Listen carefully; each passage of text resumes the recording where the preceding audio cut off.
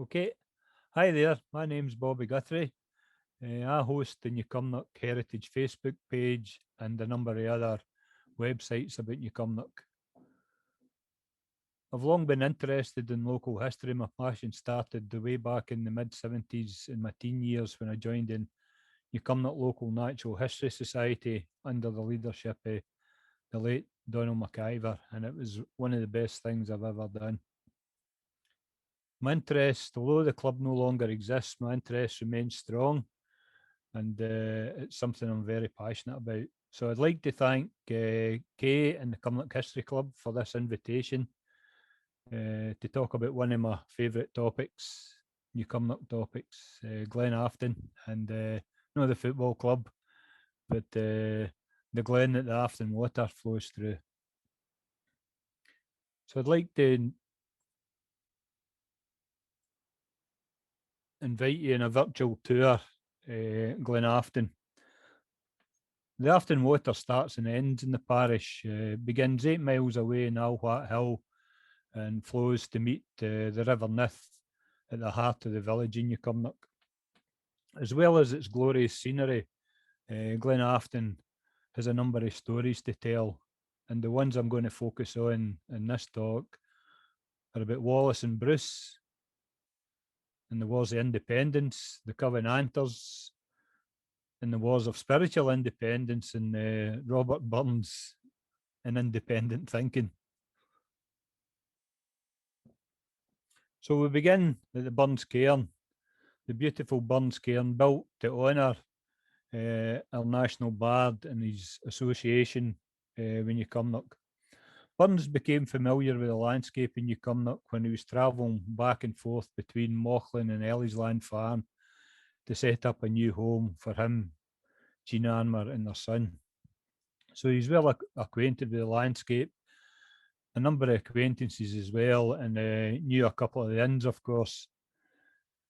The cairn and its beautiful grounds are situated just off the Afton Road that does its best to run parallel with the Afton Water all the way to its source, or near to its source. So it's the Afton Water on one side and the Lake Farm on the other. And of course, Burns has made the Afton famous the world over with his classic Sweet Afton. Flow gently, sweet Afton, among thy green braes. Flow gently, sweet Afton, sing thee a song in thy praise. My Mary's asleep by thy murmuring stream. Flow gently, sweet Afton, disturb not her dream. So this is the Robert Burns Cairn here, and the top photo in the top left is the Algin Colin McClatchy. He was a Newbury mine at Dohana Drive, and he was the president of the club that year. And Billy Nisbet, another former president of the Newcomnock Burns Club. They built it to celebrate their Jubilee year, their Golden Jubilee year in 1973. And there's a lovely, beautiful ground. We walk round the grounds, the cairn itself, and there's the famous plough, or plough, as Ian Howitt keeps telling me to call it. It was his father's plough, and he's very proud that he won a ploughing match at Cumnock with it. So for now, cross the road over to the lake. At the time of Burns, John Logan and his wife, Martha McAdam, were living in the lake with their young family. John's grandfather, Thomas Campbell, acquired the lands in Knockshinnagh, nearby Knockshinnagh, in 1720, which began the short-lived dynasty of the Logans of Knockshinnagh and Lake. Martha's father was Captain Gilbert McAdam, who owned a number of lands in Newcomnock, and it was him that built Lake House. But bankruptcy forced him to sell his lands and his property, and it was John Logan that bought many of them and bought the hit in 1781 and moved his family into Lake House the following year. And it was here that Burns would visit Logan on a number of occasions.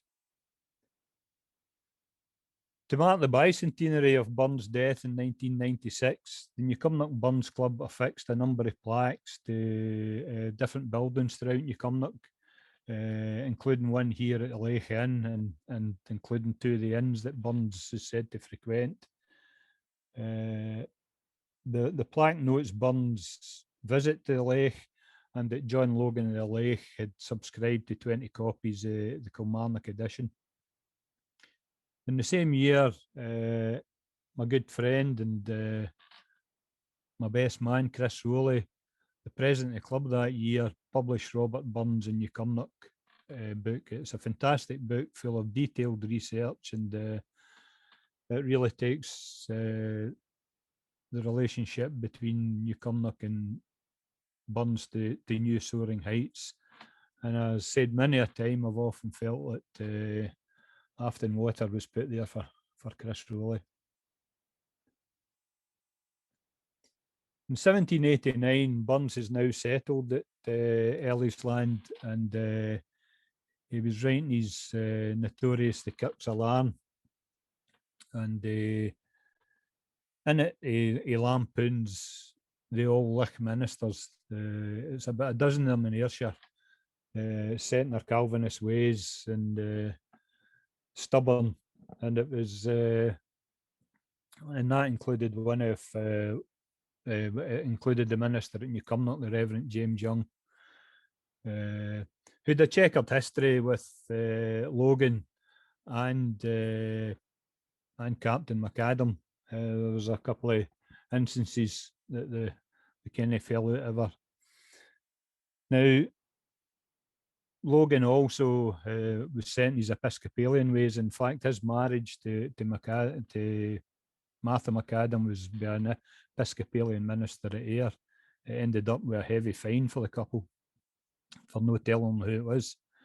But the most recent conflict had been that the Reverend Young had carried out an ecclesiastical prosecution against Burns' brother-in-law, Captain Hugh Mitchell of Delegals, who was married to Burns' sister Griselle, and had refused to baptise one of their wains. So he came out with this wee section. This was the one devoted to the Reverend Young. Jamie Goose, you made but timorous in the hunting the wicked lieutenant. But the doctor's your mark for the Lord's holy ark. He is coopered and cawder rang pinnet. Jamie Goose, he is coopered and cawder rang pinnet. And that reference to Cooper is that James Young's father was a cooper in Falkirk. And of course, most of the business was to put the dreaded drink into the barrels. So quite a conflict against the old Calvinist minister's views. Burns sent a note to John Logan about it, and sent in his copy of the Kirk's Alarm included this presentation stanza that you see here, referring to John Logan as Afton's Laird. Afton's Laird, when your pen can be spared, a copy of this I bequeath on the same sicker score as I mentioned before, to that trusty old worthy Clachleith. Afton's Laird, to that trusty old worthy Clachleith. And Clachleith was William Johnson of Sanquhar, a friend of Burns as well. Up in that wee corner there, the minister might have had the last laugh. I mean, we've got the inscriptions of the Logan memorial stones that were in the old kirkyard, so they've been retained, but there's not a sign of the stones to be seen. Not a sign, while the Reverend Young's tombstone sits there next to the walls of the old kirk, the ruins of which still stand. The church's been built in 1659. Now, we return to the Afton Road, and we take a wee walk down the Afton Road end, over the bridge here at the Afton. So that wooded tree lines the Afton. We cut across what we call the Hannah Home into the Hannah Fern. Now, this wee stretch of the Afton that we're going through in the next 3 or 4 stories, I like to compare with the Sahara Desert because it's full of camels. And the first camel we meet is Campbell of Dalhannah.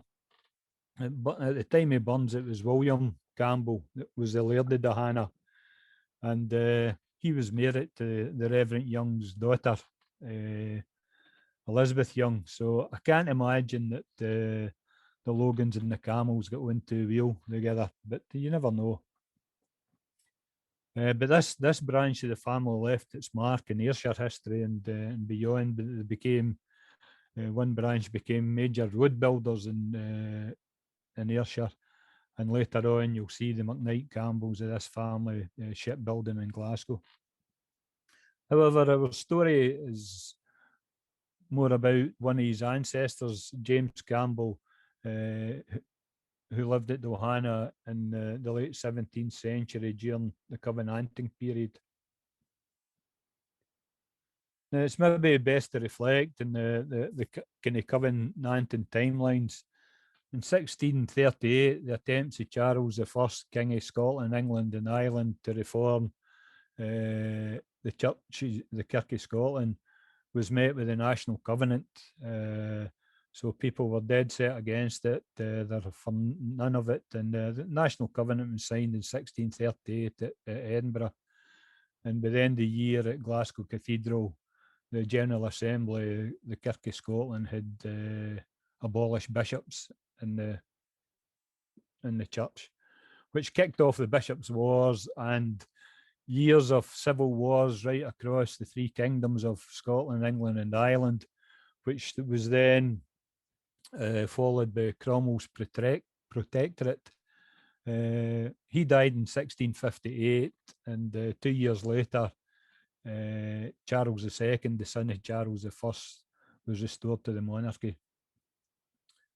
I always get the memory, the wee memorial parts. Cromwell died in 1658, and Cumnock Kirk was built in 1659, and Charles II was on the throne in 1660. So the wee kind of local bits of snippets in between huge milestones in British history.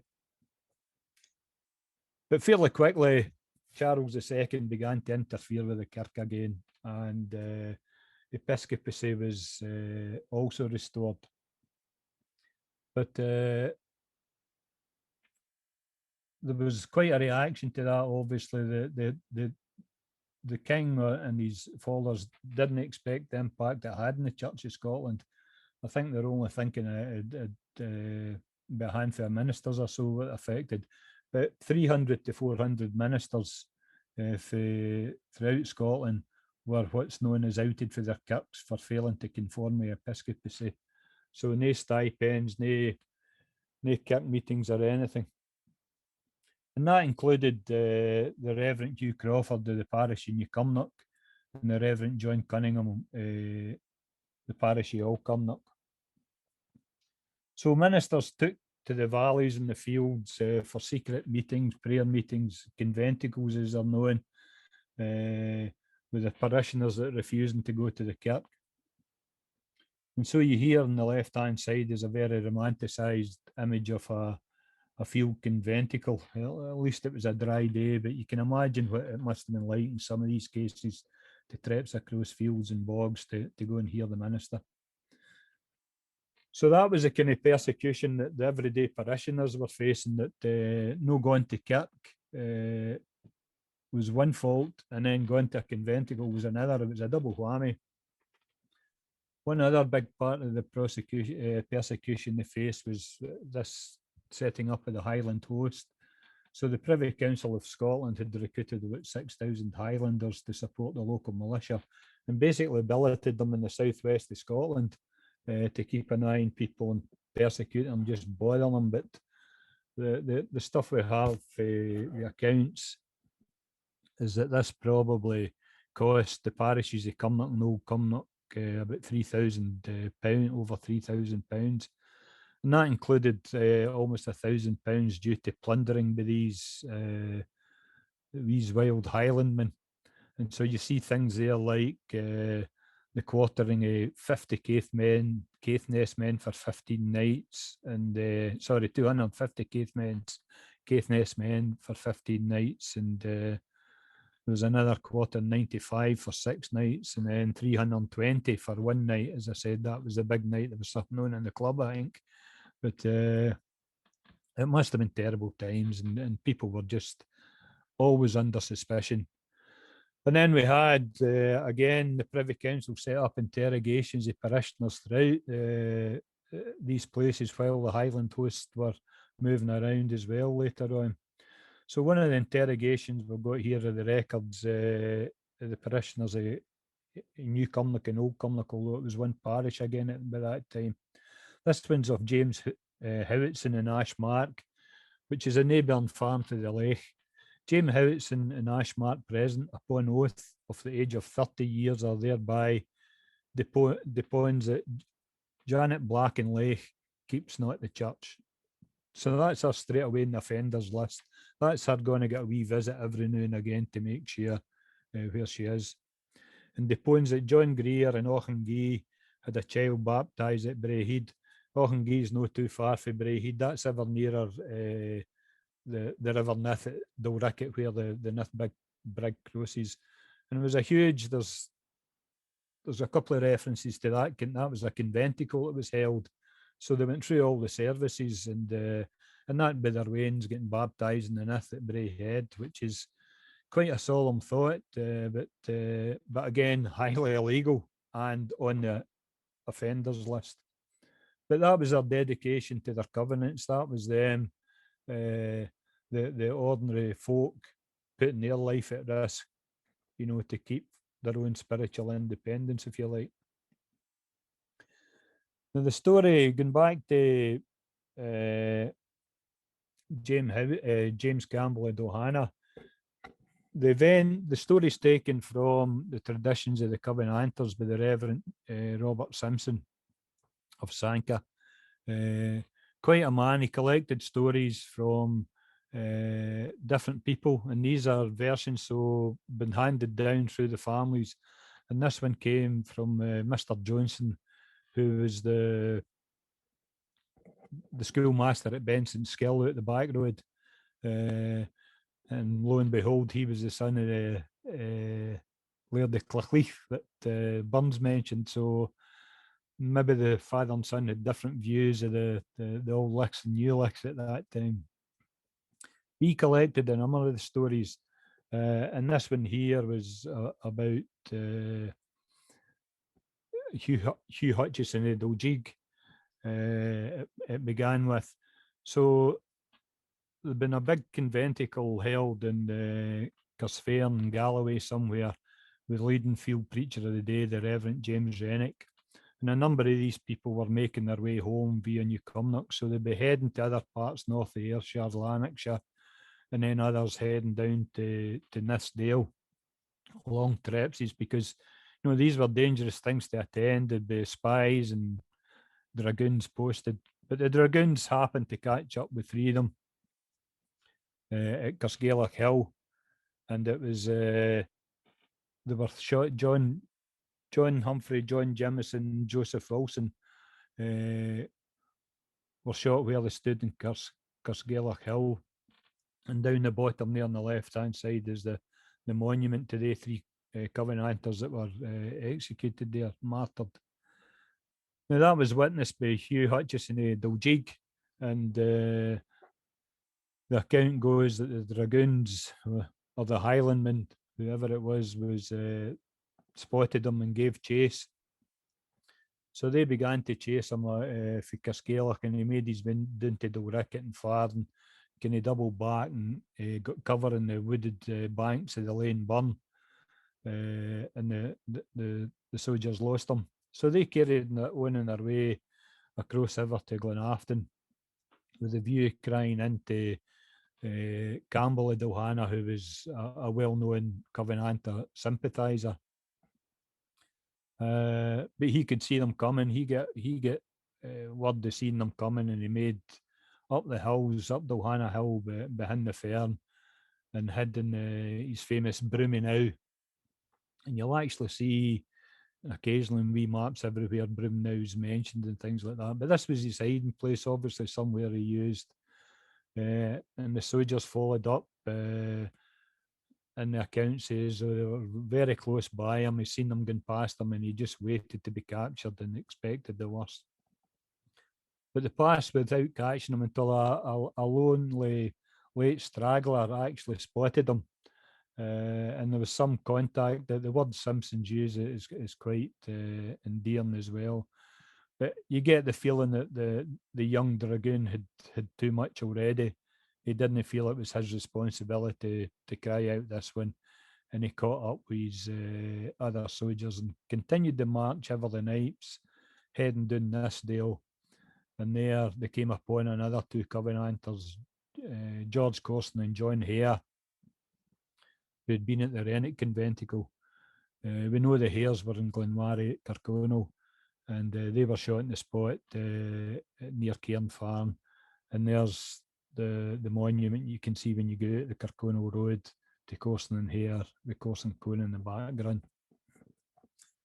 As for James Campbell, he lived to continue to fight, if there's the right word, another day. A warm friend of the Covenanted cause, safe in his hiding place, where God had been pleased to conceal from the eyes of those who sought his hut. And you have to work through this sort of language with the Reverend Simpson.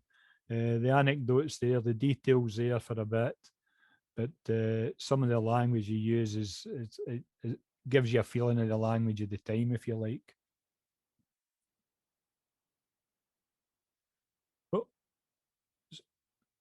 So aye, sorry, there's Dalhana Ferm down at the bottom there. That's the Afton Water going up there to the Bout Hill. And this is Dalhana Home. So that's the hill that James Campbell sglimped and hid up somewhere in the Broomy now. And as I said the other night, there's a tradition that one of the bars, one of the poles in the pulley in Dalhana Ferm, I get told at a Scottish Covenanters meeting, I think it was a dinner one night, one of the pulley poles was a pole of a Covenanter flag that kept been passed in through the family. We're going to walk up here now, staying the path Dalhana up to Loch Brown. And Loch Brown, there it is, it's another Campbell. So Loch Brown sits at the foot of Loch Brown Hill, but there isn't any Loch Brown. The term loch seems to have been one that's been transferred for the Gaelic lag meaning hollow. There's certainly there's no instance here that this great loch that covered parts in Cumnock and New Cumnock went as far up as this bit of Afton. There've been a few ferms flooded, I could tell you.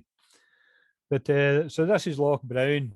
There's strong similarities with the tradition here. It's another tradition from the Reverend Simpson, but not gathered by Mr. Johnson. This was some family connection. So Campbell of Loch Brown was alerted to the presence of a party of dragoons heading his way. And so again, it'd probably be on an offenders list or a common occurrence for them to pop in to see someone that they knew were sympathetic to the Covenanting cause. And under these circumstances, the best thing is to make a run for it. And so the dragoons were walking down towards Loch Brown, and the quote in the Reverend Simpson is that the commander shouted, "To the Nipes! I see the old bird has flown and is soaring to its highest eminence." The Loch Brown farm down at the bottom, 40 here, sits there just at the foot of Loch Brown Hill. So the old boys went up Loch Brown Hill, which is quite steep itself, and then ricked along over to the edge of the Nipes, looking down in the River Nith. Now he had, so it wasn't a Broomy Now for him. There was a narrow, deep trench, and he got into that, and it was covered over with the moss and the heather were covering that, and he's lying on his back. And the story goes, you can look up and see the shiny shoes of the horses, the dragoons, and the scabbards as they jumped ever by. But just like his neighbour Camel Dalhana, the Lord didn't desert him in that day. and he returned home unscathed. No doubt getting a visit later on at some time as well. So we now cross the Afan Water, go into the road, and passed up Pinclow, but we'll go back to Pinclow later. So this is the Afan Road. There's Black Craig Hill in the distance, the Bout, the wooded Bout, and there's Lochingerach Ferm in there. This is afore the road's been done nicely up for the lorries to get up to the wind farms. But it's a lovely spot in good weather and bad. But this is another one that's found in the traditions of the Covenanters, and it's about John Campbell of Lochingerach. But before we do that, we could maybe just think about the ministers at the time, because it became quite a complicated situation. In 1650, the parish of Cumnock was divided into the two new parishes, the New Cumnock and Old Cumnock. Meanwhile, across the other side of the land, Cromwell was defeating the Covenant army at Dunbar. So things were still going on, although national things were happening.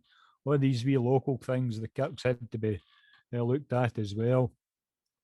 Now, the Earl of Dumfries as the patron wasn't too happy with these changes because it meant building another kirk and the upkeep by another minister. So the existing minister at the Old Cumnock and the existing kirk at Old Cumnock was now the parish kirk. The existing minister of the parish of Cumnock became the minister of the parish of Old Cumnock, and the kirk of Old Cumnock became the kirk of Old Cumnock. The new church at New Cumnock wasn't completed to 1659. 1600 were minister be in it for the first, and then here we have 1662. All the ministers were outed for no conforming to episcopacy. So and that included the Reverend Hugh Crawford in New Cumnock and the Reverend John Cunningham in Old Cumnock. In 1667, the Earl of Dumfries was successful in having the decision to split the parishes into two annulled. So it became one parish again, and it became one parish church. So the parish church at New Cumnock would be shut down, and people would have to go to Old Cumnock to attend church. 1670, the Reverend Samuel Nimmo was made curate of Cumnock because there was no minister. They were outed, obviously. He became the minister of the curate, the Episcopalian curate of Old Cumnock for 1670 to 1686. And we could see in the records during the interrogation the parishioners, Samuel Nimmo's own words, although he'd been there for 1670, he hadn't dared to give communion for 14 years. So I think personally that Hugh Crawford, the outed minister of New Cumnock, was still in the go there. He was probably causing bother. John Cunningham had died by this time, but Crawford himself ended up getting banished in 1683 because he refused to no attend conventicles. So I think or maybe the parishioners were still seeing Crawford as a minister, and Samuel Nimmo was somebody they never took to. So he was replaced in 1686. He wanted to move on to things greater. He wasn't too keen on the size of the parish at Cumnock Nimmo. But Francis Fordyce took over in 1686, and if anything, he was despised more than Nimmo. And the story with John Campbell is about the harassment, if you like, that he was on the offenders list, so that guaranteed them a visit for the soldiers every now and again, and get interrogated. What's your neighbours been up to? What have you been up to? And so on. So he was put in the offenders list, and then whether it was Campbell himself or his family, they sent a letter to Fordyce asking for prayers and the prospect of Campbell's death. So the elderly gentleman was in his dying days, and he didn't say any prayers. He just took him off the offenders list. It was a waste of their time. When the Glorious Revolution came in 1688, Warwick gives the account, Reverend John Warwick in the History of Old Cumnock gives the account about Fordyce at Cumnock Kirk being approached by about 90 folk in the kirkyard, forbidding them to get into the church to deliver the service in Tory's gown, no forgetting the persecution they put people through. So we're back in the Burns Trail now, but no surprisingly, it's still with the Campbells. So Penclow sits up here, overlooking the Afton Road, but a couple of 100 years for Lochingerach. During the time of Burns, it was the home of Thomas Campbell, who was the son of Hugh Campbell and Agnes Logan, a sister of John Logan. So Thomas Campbell was a cousin to Robert Burns's acquaintance, John Logan. He also had a notion in one of Logan's sisters, but that didn't work through because she ended up running away with somebody that was beneath her, beneath the family. So she get kind of shown the door for a wee while. But Chris Rowley, as I said earlier in his book in You Cumnock and Burns, some of the stuff he researched about Thomas Campbell's fantastic. And one of the we have the letter here that Burns wrote to Campbell in 1786. My dear sir, I've met with few men in my life who I more wish to see again than you, and chance seems industrious to disappoint me of that pleasure. I came here yesterday fully resolved to see you and Mr. Logan, his cousin, at New Cumnock, but a conjuncture of circumstances conspired against me. Having the opportunity of sending you a line, I joyfully embrace it. It is perhaps the last mark of our friendship you can receive from me on this side of the Atlantic. Farewell. May you be happy to the wishes of parting friendship. So it's quite a powerful letter. I mean, as I said, I have met with few men in my life who I more wish to see again than you. To have that for Robert Burns is quite something special. And of course, we know that Burns didn't go across the Atlantic, and we can only think what his legacy might have been if he did, in terms of the poetic work in it, and in terms of his reputation, if you like. Penclow, unfortunately, Penclow is empty. It's now been taken over by the forestry, and I'm hearing bad things about it. So I hope things can be done to keep this in some sort of good shape. But the Murrays that last owned it were kind enough to show me through some of the letters and their possessions, the deeds Penclow through the years. And this one here is about a sale in 1788 or that time, and it's got Thomas Campbell's signature in it, and two Burns's worthies at Mauchline, Gavin Hamilton and John Richmond. You'll see blue plaques for both these guys in the Burns Trail at Mauchline. So I'm now in what we cry the Bout Brig. If you go into the maps, this hill's Bolt, B-O-L-T, but Scots is Bout, and it'll always be the Bout. So the Bout burns under there, and that's view the Black Craig Hill. And the Robert the Bruce and King of Scots at that time, and his men were taking refuge in the hills in New Cumnock. You'll remember after he got himself, well, after killing Comyn at Dumfries and getting himself crowned at Scone, he had to leave the country for a wee while and take refuge. He came back over to Galloway, had success, guerrilla tactics against the English occupying forces at Clontrule, and then the 10th of May 1307 defeated the English army at Loudon Hill. Now, this wasn't going down too well with Edward I, King of England, and he was really irate that Sir Aymer de Valence, his top man in England, was failing to capture Bruce. So Edward I marched a huge army north the hammer of the Scots, but he died of ill health on the 7th of July, 1307, just outside Carlisle. Quite a hammer blow for his hopes to get rid of Bruce. Meanwhile, according to the poem, the Bruce by John Barber, Aymer de Valence and his men, along with Scots allies under the command of John Lorne, were hatching a plan to capture Bruce, unaware that Edward was dead.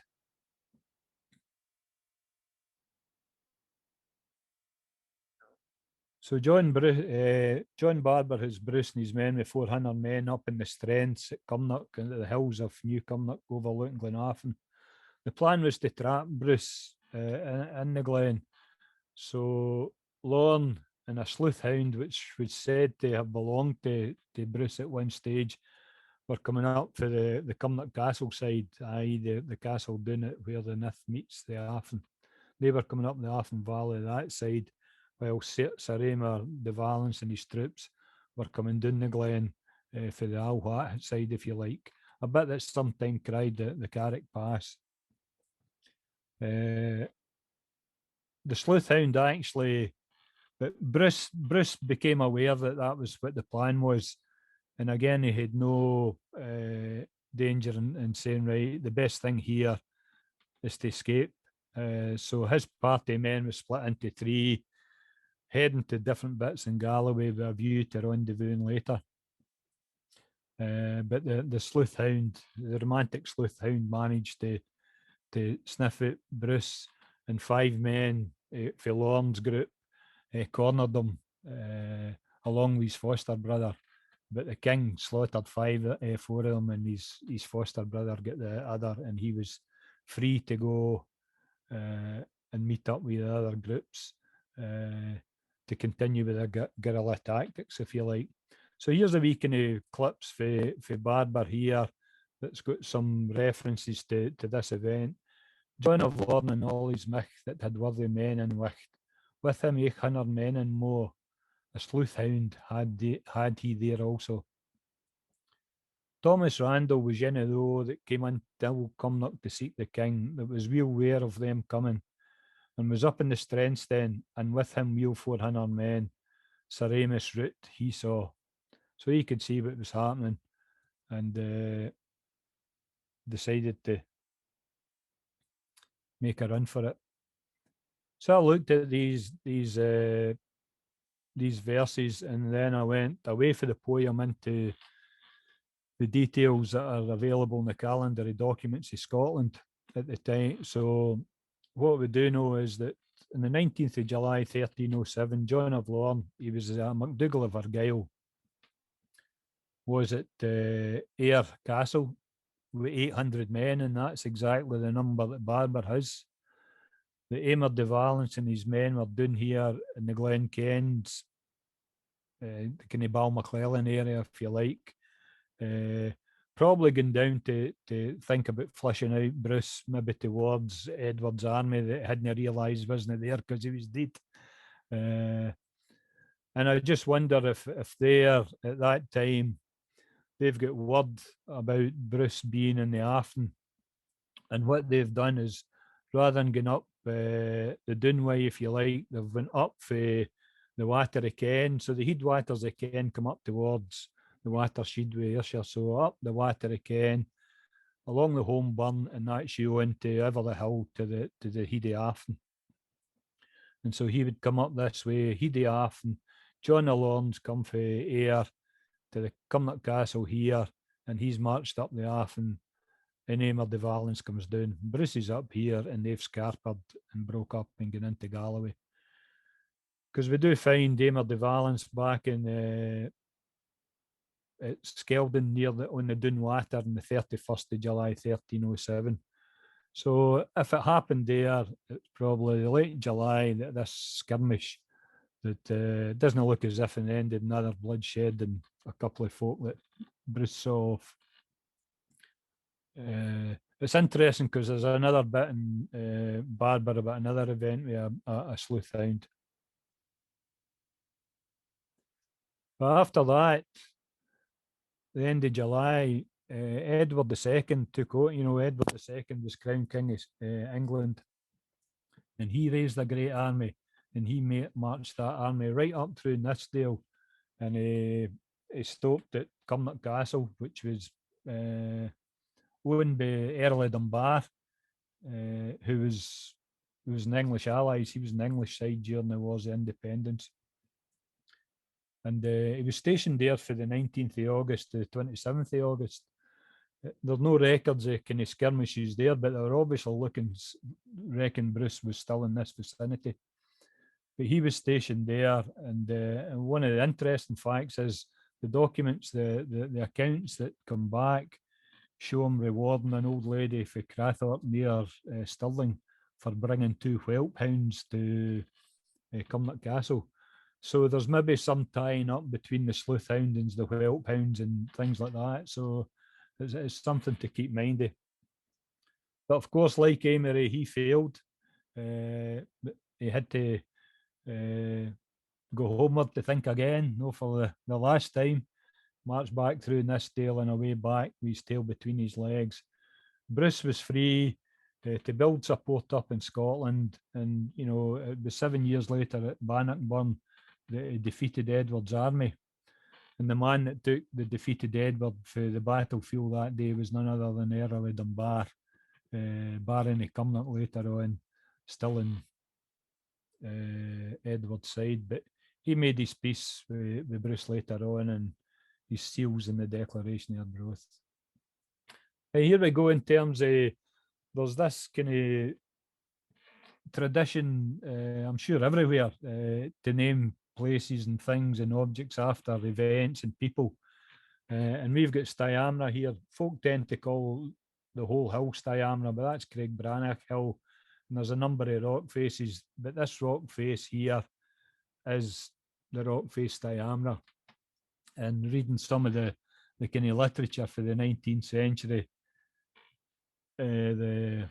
probably late 20th, it's that Styamna is named after, it's a dig at Amory de Valence, trying to another failure to catch Bruce, and this is all about persevere Amory, stay Amory, but the Scots term stay means steep, and I think, you know, for a topographical view, that Styamna is named for it, what it looks like, rather than named in honour of Amory. But we'll keep that in. We go to Castle William now, and this is another piece of a landscape that is said to take its name for the Wars of Independence, relating Castle William to William Wallace the Patriot. And here you're now looking back down the Afton, right? So you're up the hill for the filter station. You're looking down the Afton for here, and that's the side of Styamna looking back down it. But many of the new Cumnock associations with Wallace are Blind Harry's epic poem, The Wallace. And I've got to stand up for him here, not just because I'm using some of his research to try and strengthen a claim. It has become the narrative since Braveheart to call it a complete myth, because Braveheart's based on a lot of things that are in Blind Harry and based on a lot of things that aren't on it as well. So everything that's in Braveheart's no true, and therefore everything in Blind Harry's no true. But if you get into Blind Harry, then Wallace did beat the English at Stirling Bridge. Wallace was made guardian. Wallace lost at Falkirk. Wallace gave up his guardianship. Wallace was betrayed and captured at Glasgow. Wallace was sent to London, hung, drawn, and quarter. So that's all in Blind Harry. So we'll give him some sort of kudos, but there are also some great books. We're really lucky to have texts on both the Wallace and the poem the Bruce, where academic scholars have then taken the more obscure texts out and tried to relate it to some of the records that they can find. You know, with no prejudged outcomes, it's some really good stuff. And I'd like to look at two records here as well, to try and support some sort of view for one of Blind Harry's phrases or verses, sorry. So in 1296, the Ragman Roll, that's when all the Scots nobles and a few more swore fealty to Edward Longshanks, and there's the seals. The Ragman Roll, that's where the Scots word rigmarole comes from, because that's a big mess down there. But the Ragman Roll, Alan Wallace, Crown Tenant in Ayrshire, his name is on that Ragman Roll. Now, Ayrshire was divided into three: Cunningham, Kyle, and Carrick. And Kyle is divided into two: the Kyle Stewart, and that's, as I said, with the Auchinleck folk in name above that. And then there's the King's Kyle, where the New Cumnock and Old Cumnock folk are, and there. And so it's just, well, it's more likely to have Crown Tenant lands in King's Kyle than it is in other parts. But so that's at least something on our side.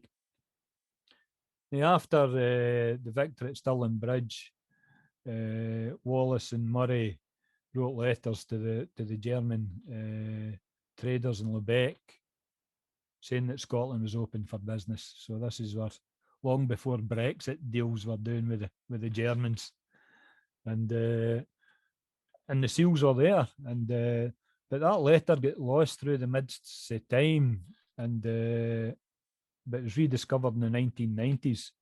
And as I said before, it would have been great if that had been done when some of these other analyses of Wallace's work had been carried out. But the seal there, the one in there has got the Scots arms on one side, but on the other side was the archer's symbol, Williamus Filius Alana Wallace, William, son of Alan Wallace. So this did away with one of the things in Blind Harry, because obviously Blind Harry has come up with that, started that William Wallace was the son of Malcolm Wallace of Elderslie. In the fight of whether that's Elderslie and Johnson or Elderslie and Kilmarnock, but doesn't matter any longer. It wasn't his son Malcolm, and I remember my letters to the Kilmarnock Standard getting slaughtered. Anyway, so that was two facts that they've now got. There's nothing there that says exactly that's the same Alan Wallace. Is that the same Alan Wallace? But that's what we've got. And there's this bit in Blind Harry. And Wallace passed in Cumnall with Blywill at the Black Rock, where he was wont to be. Upon that stead a royal house held he. So here we have the Castle William here, the rocks, and the inside of the Afton, and there's Black Craig, which is named after the Black Rock. So they're at the head of Afton within a stone's throw each other. This rock here is actually the one that's cried Castle William. But it's all rocky landscape round about as well. And so when I look at that, you ask yourself, is that royal house not about him taking over a king's, but as a reference to crown tenants? Are these the lands that William Wallace inherited, the crown lands he inherited for his father, Alan Wallace, a crown tenant in Ayrshire? So we can keep that for a wee while anyway, but I think for me, there's certain things like both the Wallace by Blind Harry and the Bruce by Barber, the fact that our places are named in that is something to cherish. That can't change. We're in there. There's some other folk on there. We're there. So let's cherish it. Let's use it as a bit to promote and learn more about what's happened. And the other bit then, if you can actually substantiate with that and put it into some sort of evidence for support, then fantastic. And it's something we should be greatly proud of. I know I am. So that's my take on it.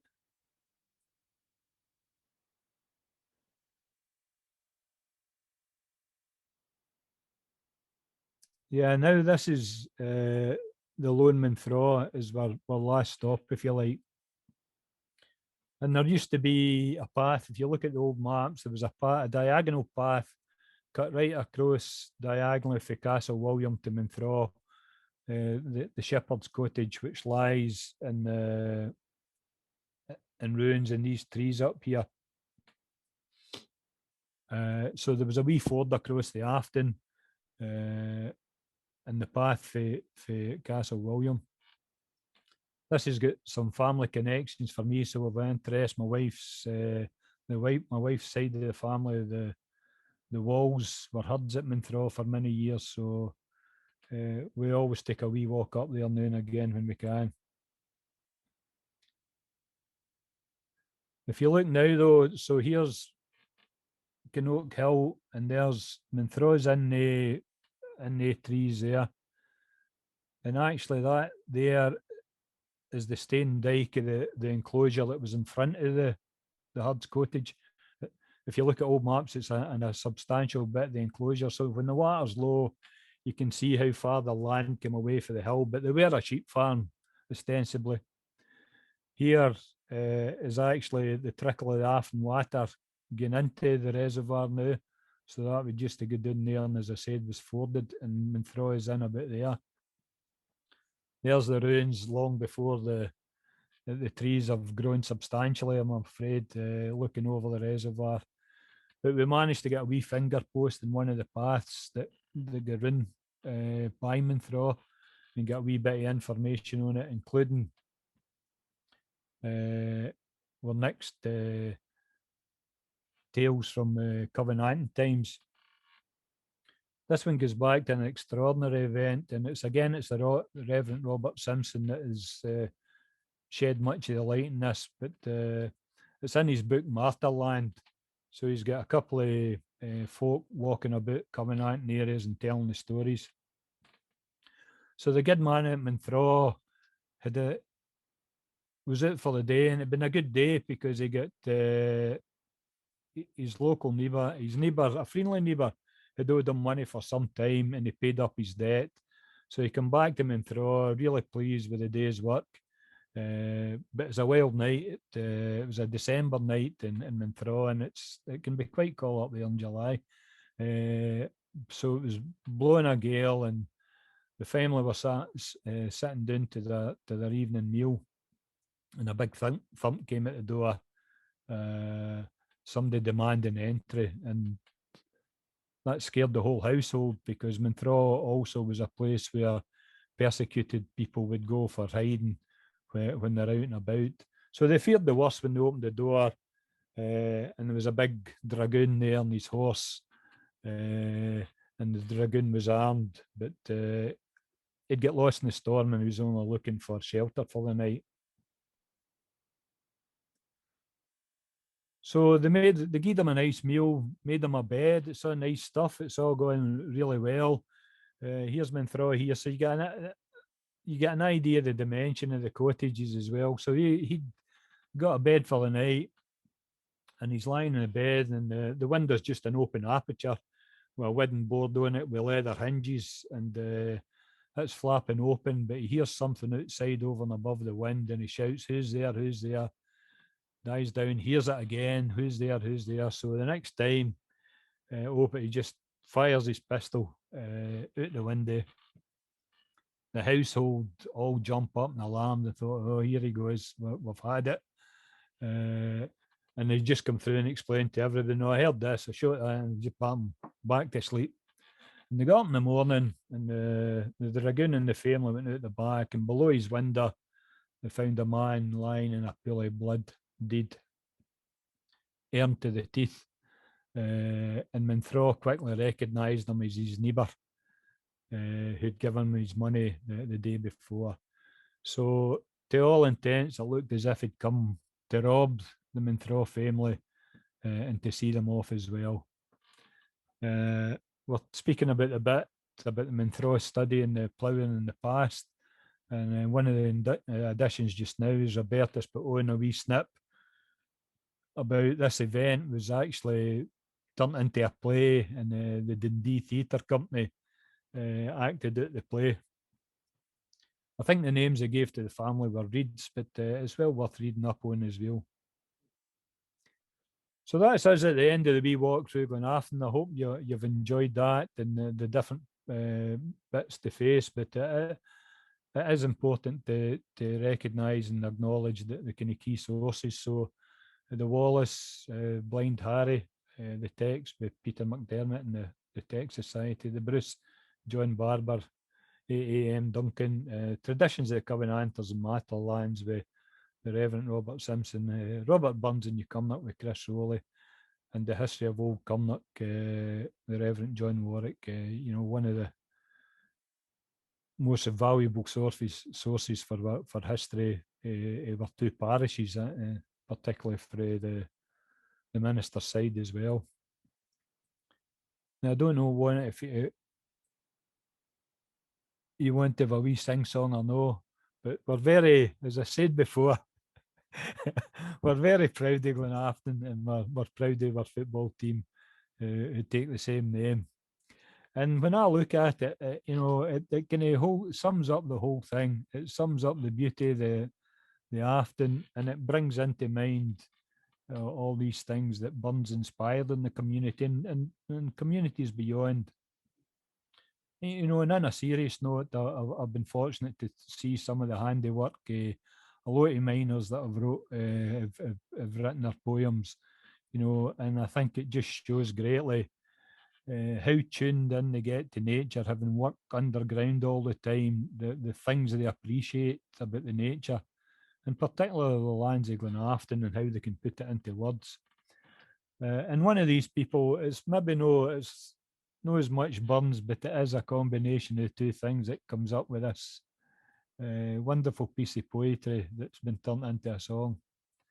So you can join me now, and you'll remember the tune. It goes, so come on the Afton, the best team that we can.